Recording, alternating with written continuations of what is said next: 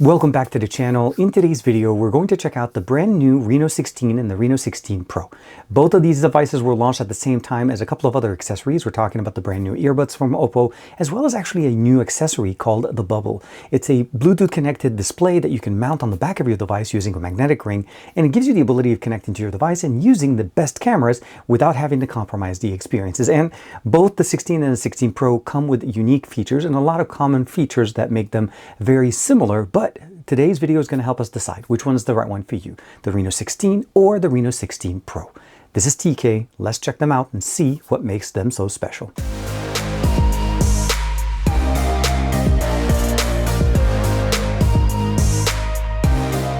Like and subscribe, and make sure you hit that bell icon so that you're always notified to whenever we have new videos for you on the channel. So first and foremost, we'll start off by saying thank you very much to Oppo for allowing me to check out both the Reno 16 and the 16 Pro. They also were nice enough to send me a few of the accessories. We have the Oppo Bubble. This is the one we talked about. This is that Bluetooth connected display. We also have the Oppo Enco Air 5S.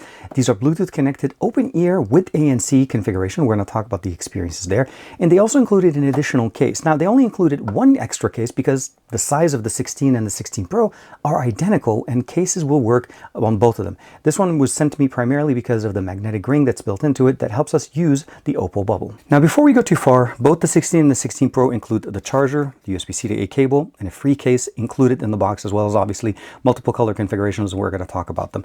Now, Oppo did send me the additional case here, and this allows me to actually be able to connect the Oppo Bubble on the back of the devices since they don't have native magnets built into them, and the case that comes in the box does not include that as well. The Bubble itself does come with additional magnets that you can actually mount on your existing cases, but it's also nice to be able to see MagSafe compatible cases, accessories at least, from Oppo for their devices. The biggest thing about this device, I think, at least in the current colors that I have here for both the Pro and the non-Pro, is they come in the same color. You can kind of see that 3D effect here where the actual design on the back almost looks like it's popping off the unit itself, and it's really even more obvious when you're using it directly in the hand. As you can see here, basically almost looks like the sphere here is actually popping off the actual back of the unit with the stars on the back. And the nice thing about it is even when you're using it in a case, you're not losing on that experience. So we can put the case on there and then you still get that experience even when you're using the one with the MagSafe ring or even the included case. And both the 16 and the 16 Pro share the exact same size, which means the case accessories will work on both just the same. I talk about the fact that the Oppo Bubble does include a magnetic ring. So this is the one that comes included in the box. You're actually just able to stick this on the back of any case and you'll be able to connect it directly. Again, all you have to do at this point is just take it out of the case or the pouch that is provided, since the magnets won't work through that. And at this point, just put it on the back of the unit itself. It becomes very nice. You can align it, change the position. Just so you know, wherever the button is positioned on the Bubble, that's basically how it's going to be showing on the camera. So if I swipe here and unlock it, you're able to see it. You can configure it, turn on the camera, and use it as an actual, let's say, viewfinder to be able to customize the experience. You can also use it separately since it's connected over Bluetooth to be able to initiate the camera. So you can actually open it up. You'll see it right there. You can initiate the camera once paired. You can also go in there. There's a few setting options in here. And of course, different options as far as customizing the experience here. Let's go ahead and go back home. You can press and hold. Well, actually, let's hold unlock, press and hold, and we can change the different experiences to different buddies here. There's my wife, my family. You can see here different options as far as friends or even pets that you're able to activate. Specifically like this one, this is the kitty one that I have. You can swipe and change the different animations. Very nice, very simple. Mounts on the back of your device very easily. It does not charge wirelessly. It does need to be connected directly into the USB-C port that's included on the bottom. And they do include a carrying case in case you want to be able to use it without the magnets. Let's say you just want to be able to use it directly. And the carrying case does give us the ability of seeing here. Let's go ahead and align that here. You can see the USB-C port, the power button on the side, and of course a nice little keychain ring positioned on the back. Lastly, of course, this will work with any magnetized case, and obviously I'm able to connect it even to my Find X9 Ultra here, either for any other device. Now, the other thing that they released at the same time is the Oppo Enco Air 5S. These are Bluetooth connected earbuds that, as you can see here, they're open design. They're not intended to be in ear as far as basically the experience. It just sits right very nicely in your ear. The design that we have here is very similar to what we've seen in the past. We have the two Poco chargers on the back. We have speakers, and of course the ability of having ANC, so it allows us to have 3 microphones per earbud to provide us that clear voice experience. They are charged using the case. It's a USB-C connection at the bottom to charge the actual buds themselves. The buds themselves are actually very nice. Let's go ahead and give them a second here. I'm going to go ahead and turn it on. I'll put this one on the side, and you can of course jump directly into the Bluetooth section. And because this is obviously using an Oppo system, we can actually jump directly into the configuration within the system. It does support AAC, as we can go with earbud functions. Again, you can see here noise cancellation, transparency. They have the different systems or the designs or the devices that it's actually been connected to before. As you can see here, Oppo Live Audio, we have Sound Master EQ, Ultimate Sound configuration. AI translation is built in, game mode for low latency, Spotify tap here, and of course we have the sound space. Camera related settings in here, you'll also be able to use them as a camera trigger. Earbud control, more settings, takes you in, gives you the ability of switching between audio channels. The Windows Swift pair here, if you want to be able to use them as well. Alert configuration and download the application if you want to be able to do additional functions, which is easily basically using the Hey Melody application. But since we have it built into an Oppo device, we don't really have to worry about it. All we have to do here is just go directly into the settings, Bluetooth section, find our buds, click the information here. You can update the firmware on it, and of course customize the different experiences in here. Earbuds, and again go down and customize everything directly within the app. Again, updating the firmware quick guide, even disconnecting it and resetting it. And as you can see here, it does support the slide swipe configuration for the volume. Oppo, well, basically a live audio, which essentially is their version of spatial audio. And of course, lastly, we do have a real-time ANC in here, adaptive noise cancellation, and which essentially provides us the ability of reducing the ambient noise around us. It doesn't block it entirely since these are not fully in-ear, but it does give us a better experience overall over the standard format that we typically get like this. Before we go too far, one thing you'll probably notice right out of the box is that the 16 and the 16 Pro for the most part look identical. They're actually the same physical size on the actual outside specs. The display quality, the camera stack, not everything is exactly the same, but one of the other things that you'll probably notice right out of the bat is the fact that the LED and the wording on here are slightly swapped depending on the model that you're looking here. So what we have here on the right side, this one is the Pro. The Pro does have the wording in the middle. The standard one has the wording on the bottom, and that's primarily it. But I say, honestly, most people are not even going to recognize that because, again, the accessories kind of match on both. The other thing I want to mention is, of course, the camera stack. Both of them are carrying, well, I'll say this, the 16 carries 50 megapixels across all the lenses. We have a telephoto, a main sensor, as well as an ultra-wide on the back, and a front-facing camera, all 50 megapixels. The Pro takes it to the next level. It carries over the 50 megapixel on the ultra-wide, the telephoto, and the front, but it swaps the main camera to a 200 megapixel camera, and that's one of the reasons why you'd want to consider the Pro over the standard model. One of the other things is that the standard model is powered by the Snapdragon 7 Gen 4, and that's going to be the processor that we have in here, as opposed to the Dimensity 8550 Super that's going to be powering the Pro. Now, when we're talking about the specifications between the two, the both models that I have are 256 gigs of internal storage, although different RAM configurations. The 7 Gen 4 here is the mobile processor here with a 6000 milliampere battery, 8 gigs of RAM with 256. Here, when we have on the Dimensity one, or the Pro side, we have the Dimensity 8550 Super. It has a slightly larger battery, the 6700 milliampere battery. Both are going to be charging at the same 80 watt fast charging, although here we have 12 gigs of RAM. The camera stack, as we talked about them here, is basically 50, 200, 50, 50. Here we have 50, 50, 50, 50 across all 4K 60s compatible on both. Running 16.0.7 as far as ColorOS on top of Android 16. And of course, different experiences, performance and CPUs. Again, you're going to get the better experience in here, but the display size for both is a 6.32 inch display. On the right, on the Pro, is running at 144 Hertz as opposed to being 120 here on the standard 16. Now, I do want to say that depending on the market that you're in, there are markets where the Reno 16 will carry a 6700 milliampere as well, at least in the models that they send me over here. One is 6000 and one is 6700. Again, both large batteries, 6000 battery milliamperes, especially for the size and format that we get in here. When we're talking about just designs and look, the power button, the volume rocker, pretty much the exact same spot. The smart key or the MindSpace key here is on the left side. You can customize them as well. I have them both configured to be basically the flashlight for me, but essentially you can customize them to work the way you want them. Both will support the SIM tray on the bottom with the volume rocker on the side, stereo speakers, of course, on all of them. One of the other things a lot of people always ask me whenever we're looking at devices that are made for different markets is how do they work in the US? I tested both of them on T-Mobile here in the LA area, and as you can see here, I was able to catch 5G sub-6 here, 291, 23 up here on the standard model, and up to 402, 59.3. I'll say that the overall performance is very comparable between the two. You're not going to be disappointed, and if you're using them on T-Mobile, you should be pretty good, but I definitely would recommend checking the band support in the areas that you're in before picking any of these guys up. Now, when we talk about the camera experiences on both, again, we talked about the fact that we got 4K 60 across all the lenses. So we can go with the ultra wide on both of them. We can go on the main sensor on both of them, and we can also go to the telephoto lens on both of them. We'll be able to get that experience. And if we switch over to the front facing camera, 4K 60 is going to be obviously going to be there. The best performance obviously is going to be on the Pro with the 200 megapixel camera, and that's just going to be one of the main benefits of going on the Pro side. Again, what Oppo's doing here is giving you a great bang for the buck experience coming in with the standard model, and of course augmenting it and taking you to the next level with the Pro. I will say overall, when you're using them on a day-to-day basis, the software, ColorOS, has basically been running really nicely, and I've been able to update it and use the different experiences here. We can go into Mindspace, you can see the different experiences, customizing them. You also have the ability of using here the Mind Pilot that allows you to use an AI functional built-in assistant here, on top of the fact that we also support Google services. And you can see here we have Gemini configuration built in directly in here. You can also initiate it from the sides. Both support a fingerprint sensor that's positioned slightly lower on the actual display in here. Google services, or Google Feed on the left, Google Play services. Again, these are the international models of this device, or these devices at least. But let's go ahead and do a quick audio and video sample from both the Pro and the standard model, using them in slightly different locations. We're going to start off the front-facing camera experience here on the 16. This is the base model, but the front-facing camera can give us actually 4K 60 frames per second, which is definitely appreciated. This is a quick audio and video sample while I'm traveling here with the family. I figured, why not just shoot a clip while we're outside? Hopefully the audio and video come in pretty good. Again, 4K 60 is the best resolution we can get on the main sensors on the front. Went ahead and switched it over to the main sensor here. This is the main device with the main camera. Went ahead and switched it over to the main sensor on the back here on the brand new Reno 16. Again, that's going to be one of the biggest differences between the 16 and the 16 Pro, where we're able to upgrade to that 200 megapixel camera there.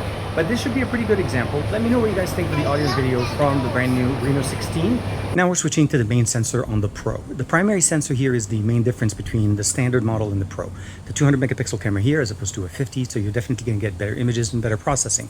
We're doing an audio and video sample here primarily because the telephoto, the ultra-wide, and as well as the front-facing camera, for the most part, is exactly the same, so you shouldn't get a big difference there. It's when you go to the main sensor, that's when it's going to get to the next level. 4K 60 is still being experienced across all the lenses, which is definitely nice. The Bubble is supported on both the devices, although you do need the case. Also, nice thing is that the case on the Pro and the non-Pro fits the exact same thing, since we have the exact same shape for the most part. There's a few aesthetical differences on the sensors and the LED light on the back of the device, but for the most part, you're getting similar colors. High refresh rate on the Pro, up to 144 as opposed to the 120. And of course, we have the obviously the processor here, the Dimensity processor. But this should be a good example of what the audio and video sound like on the main sensor on the Pro, or the Reno 16 Pro. Now, as you saw there with the experiences, I was actually trying to do a real world experience while I was out at the mall, and even I did the actual experience here on the Pro after I was able to get back here and be able to test it out myself for the few days that I've been back here from my trip. Overall, the performance is not going to be disappointing. Again, I love the fact that we have 4K 60. I've been able to use it in different scenarios, and I've done some B-roll as well for some of the reels that I posted on the actual unit, specifically the Bubble. So let's go ahead and do a quick audio sample here. This is going to be volume 100%. This is Alex Squindo Jumbo by NCS Release. Jack it up.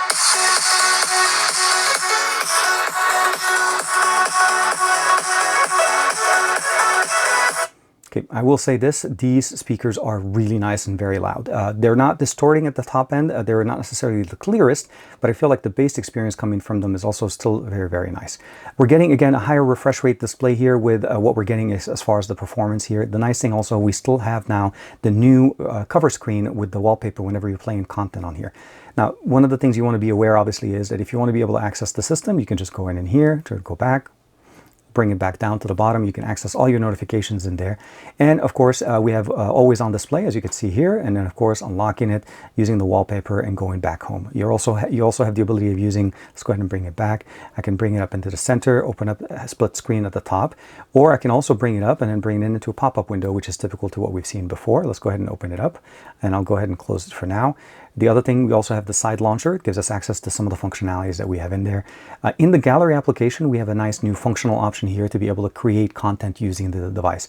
You have AI Remix Collage, you have HD Collage, Video Editor, AI Eraser, Portrait View, and we also obviously have in the editing section, let's go ahead and go into the image. We can go in and we have the Oppo AI functionalities and the AI Editor and a few other options built into the system in here. Very nice and very light and customizable to your personal preference. Now, when it comes down to the gaming experience, I'm going ahead and turn off the audio, but we swipe from the left side here. We have access to the game launcher, very straightforward.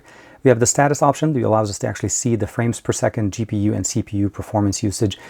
Call of Duty Mobile does actually get in up to 120 hertz. This is the ultra format, so when we go into the settings in here and then we go under the graphics experience, it does actually cap out at the ultra, which essentially is 120 frames per second. Unfortunately, the sample that I'm going to show you right now when I was using the video recorder caps it at 90 frames per second, and that's primarily because of the way the video recorder was running.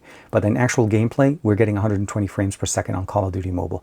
I'm hoping at some point we'll get the update and support 144 mode, since we do now know that Call of Duty does support that, but at launch at least it doesn't. But one of the nice things I'll probably say is overall is the fact that we have a flat display, very nice ergonomic device, and great sounding speakers. So if you're using this just to play, watch content directly on the actual unit, you're not going to be disappointed, and it's going to sound fantastic. So as you're seeing there with the as you're seeing there with the gaming experience, I feel like the Pro definitely takes it to the next level because it does support obviously the 144 hertz refresh rate that you're going to get at least the chance to being able to go better. Once it's supported in Call of Duty Mobile, it's going to be next level. Right now, out of the box, 120 is still very nicely appreciated.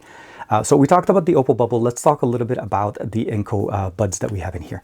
These are open ear, so meaning I can put them in my ear, and the biggest thing I'll probably say overall is there is a noticeable noise reduction for the sound around me. Like I already feel the sound kind of dampening a little bit down. It doesn't have the same effect as in-ear, and I don't think they are intended to be this way. They're intended to be to provide you that personal experience at a better, more reduced environmental audio experience. So you're still going to be able to listen to people, talk to people normally. You don't have to turn off ANC. But if you do, you could just pinch it in there. You can raise and lower the volume in here. You can obviously use the gestures to be able to skip over, change the track configuration. And one of the other things, of course, is the ability of using them to enjoy content for either watching movies, gaming, or even initiating and triggering the camera. Very nice and very simple. Makes it very simple to actually interact. So definitely recommend them if you're into this type of design. Personally, I like Oppo's more, I'll say Oppo's in-ear designs that they've put out in the past. Not that there's anything wrong with this design, but it just, for me, I like the seal and I like the personal ANC. And with those type of earbuds, they're much stronger and more personal. This, very much an open design, so you can still be in the moment and enjoy them. But let's get back to the Reno 16 and the 16 Pro. Both of these devices, for me, perform very similarly. And again, there's a few differences between the two that makes me go more towards the Pro than standing with the standard 16. Although I did spend more time with the 16, going to the Pro, I did notice a few benefits when I started to take images, at least with the primary sensor on the back. On the Reno 16, I pretty much lived using the ultra telephoto lens in there, the front-facing camera, and those are, again, pretty much matched on what you're getting with the Pro. So if you're looking to save a little bit of money at the time of recording this video, the 16 is running around $600 online. Again, depending on where you are in the market, those prices will be different. I'm just referencing when I was able to look up directly on Google. And if I go with the Pro, I saw somewhere around the $800. Now, what do you get for that price bump between the two? We're getting a larger battery, we're getting a higher refresh rate display, we're getting a 200 megapixel camera as opposed to the main sensor that we have in here that is a 50. So you're getting those few optimizations. Now, although technically we didn't go with a bigger device, we have a bigger battery, but we also have that nice form factor that I feel like a lot of people look for. It's a small, powerful device that provides you a big phone size experience. 6700 milliampere. I mean, that's literally about maybe 400 milliampere less than my Find X9 Ultra, which is a much bigger device. So think of what they've been able to do here with the battery technology. Sound performance in here looks great, as you saw with the camera samples that we saw there. Looks really, really nice. 4K 60 is pretty much the standard across all the lenses, and I appreciate that.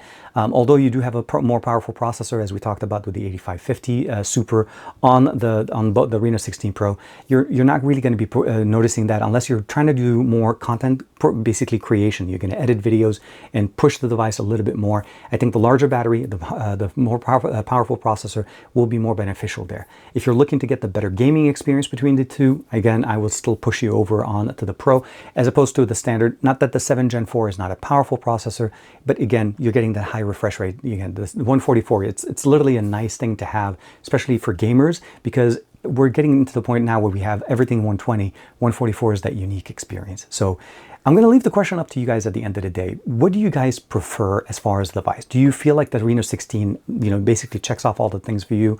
Or do you feel like the Pro does have that justification for the extra $200 price difference, at least in the current pricing that I'm able to find? And would you go to that next level and pick the Reno 16 Pro? For me, I think the Pro is justified with what it offers, but again, that's just personal experience. Both of them do work for me here in the US. They performed quite well on T-Mobile, so no issues connectivity. I also was using them internationally in Asia, and it works beautifully for me. As you saw with a lot of those images that I was sharing with you guys, I was actually using this device on my trip to capture the moments that I wanted to capture, and they perform superbly. So let me know in the comments below, which one would you pick? Would you pick the Reno 16 or the Reno 16 Pro? But at the end of the day, I do recommend you picking up the Oppo Bubble if you have any Oppo devices, or I'm almost tempted to say maybe even OnePlus devices. It's compatible, it works really nice, and you can customize all of the things you want directly within the Bluetooth settings, connect it to the back of your device, use it as a trigger, use it as just a charm, have one of those little pets that they have in there. It's nice, it's unique, and it connects magnetically to the back of your device. I'll see you in the next video. Thank you very much for the support. Bye-bye for now.